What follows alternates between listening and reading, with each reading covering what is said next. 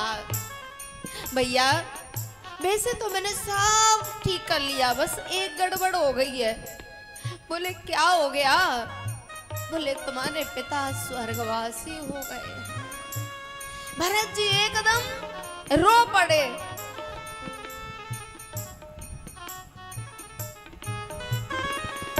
तात तात तात पुकारी,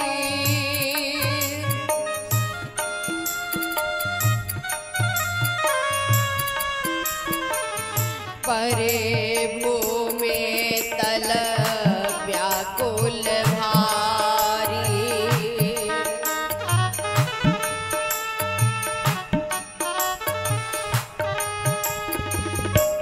किसी को पता चल जाए कि मेरा पिता स्वर्गवासी हो गया है, उसकी क्या हालत होगी? अच्छा, मेरे ब्राह्मण समाज बैठा है यहाँ, जब सूतक लग जाती है ना तो किसी की पूजा नहीं की जाती। सूतक में जब भरत जी आए हैं ना तो कैकेयी क्या कर रही है? भरत की आरती उतारी है। और भरत को संकेत हो गया पहले ही कि मेरे पिता नहीं रहे हैं। भरत सोच रहे हैं कि ये हुआ तो हुआ क्या, पिता रहे नहीं और मेरी माँ आरती उतार रही है। उस बात को पक्की करने के लिए कि हाँ मेरे पिता दुनिया में नहीं रहे, भरत जी ने पूछा, बोले सब लोग कहाँ हैं? कहो कहाँ? तात, तात कहते हैं पिता को। बोले तुम्हारे पिता का स्वर्गवास हो गया है। भरत जी रो पड़े और रोते हुए क्या कह रहे हैं? चलत न देखन पायहु तोहि,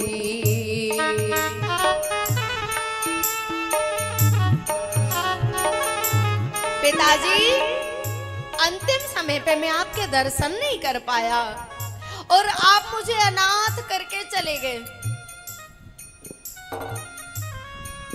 भरत जी अनाथ कैसे हो गए? भरत जी कह रहे हैं कि आप मुझे अनाथ करके चले गए। आप एक काम भूल गए जो आपको करना था। आप अपने कर्तव्य को पूरा करके नहीं गए। कौन सा कर्तव्य?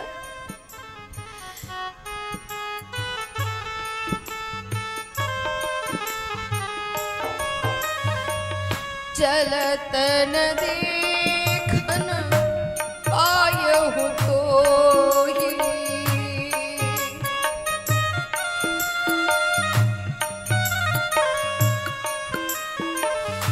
तातन राम ही सौंपेउ मोहि।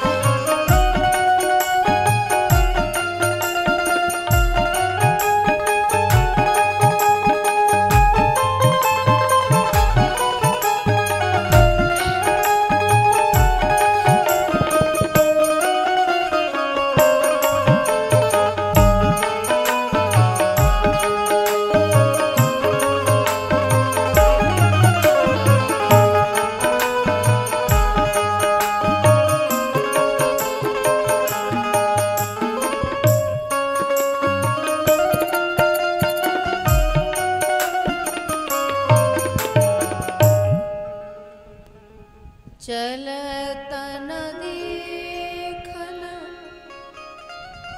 पायहु तोहि, तातन राम ही सौंपेउ मोहि। प्यारे, पिता के बाद जो बड़ा भैया होता है ना, वो पिता के बराबर होता है। जो बड़ी भाभी होती है ना, वो माँ के बराबर होती है। अब वो भरत जी रो रहे हैं कि आप चले गए, मेरा हाथ राम के हाथ में दे जाते, अब मैं किसके सहारे जीऊंगा? आप मुझे अनाथ करके चले गए। माँ, मेरे पिताजी की मृत्यु कैसे हो गई? और मेरे भैया कहाँ हैं? इस समय तो राम जी को यहाँ होना चाहिए था ना। पिताजी का स्वर्गवास हो गया है, तो मेरे राम जी को यहाँ होना चाहिए था। राम जी कहाँ हैं? और याद रखना, जब कष्ट पड़ता है ना,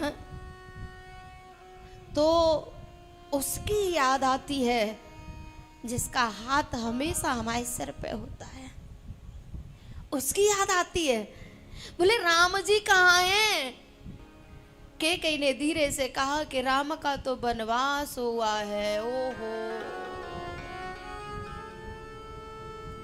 भरत ही बिसर्यो पितु मरन, सुनत राम बन गौन। क्यों? मेरे प्रभु का वनवास क्यों हुआ है? बोले तेरे कारण। मेरे कारण? बोले हाँ, तेरे पिता पे मेरे 2 वरदान उधार थे। भरत जी ने रोते हुए, क्या मांगा तूने वरदान में? बोले पहला वरदान मेरे भरत का राज तिलक, और दूसरा राम का 14 वर्ष का वनवास। ओहो, भरत जी अब तक खड़े थे, खड़े होके बातें कर रहे थे। जैसे ही सुना मेरे पीछे मेरे प्रभु को वन में जाना पड़ा, जमीन पर गिर पड़े। भरत बिसर्यो पितु मरन, सुनत राम बन गौन। हे तो अपन पहु जान जिया, थकित रहे धरे मौन। अब तक भरत बात कर रहे थे, पर अब वाणी रोंद गई। आपने देखा होगा, जब कोई ऐसी अकस्मात कोई जवान मौत हो जाती है ना, तो उसके परिवारीजन रोते नहीं है, उनको आंसू नहीं आते। क्यों?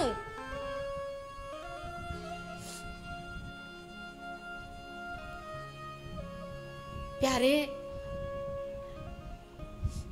ये आंसू भी तब तक आते हैं जब तक अंतःकरण में क्रिया होती है ना। बुद्धि काम करती है तब तक आंसू आते हैं, व्यवहार समझ में आता है। लेकिन जैसे ही बहुत कष्ट वाली बात होती है या बहुत दुख की बात होती है, तो बुद्धि काम करना बंद कर देती है। भरत जी की बुद्धि ने काम करना बंद कर दिया कि मेरे पीछे मेरे प्रभु का वनवास हुआ है। अब उनको रोना नहीं आ रहा, बोल भी नहीं पा रहे, थकित रहे धरे मौन। आंखें फटी की फटी रह गई हैं कि ये हुआ तो क्या हुआ। भरत जी ने कहा, अरे जब तेरी ऐसी ही रुचि थी तो मैं जब पैदा हुआ तो तूने मुझे क्यों नहीं मार दिया। हंस बंस दशरथ जनको, राम भरत से भाई, जननी तू जननी वही विदुषन कछु न बसाए। मेरा कैसा रघुवंश, मेरे कैसे पिता दशरथ, मेरे राम लखन जैसे भाई, लेकिन हे विधाता, राम विरोधी हृदय ते प्रगट कीन विधि मोय, मोह समान को पात की। मुझे जैसा पापी कौन होगा जिसका जन्म ही राम के विरोधी हृदय से हुआ है, जिसका जन्म ही राम की शत्रु की कोख से हुआ है। भरत जी ने कहा, तू एक बात बता, तूने जब वरदान मांगे तो तेरी छाती नहीं फटी? तूने वरदान मांगे तो तेरी जीभ गली नहीं? तेरे मुंह में कीड़े नहीं पड़े? बर मांगत तो भई नहीं पीरा, गरी न जी मुंह परे उन कीरा। अब भरत जी दशरथ जी को भी पिता नहीं कह रहे।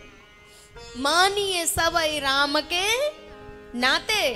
भरत जी का जो संबंध है ना दशरथ जी से, कैकेयी से, वो केवल राम की वजह से है कि वो राम के पिता हैं, वो राम की माँ है, इसलिए संबंध है। नहीं तो भरत का किसी से कोई संबंध नहीं है।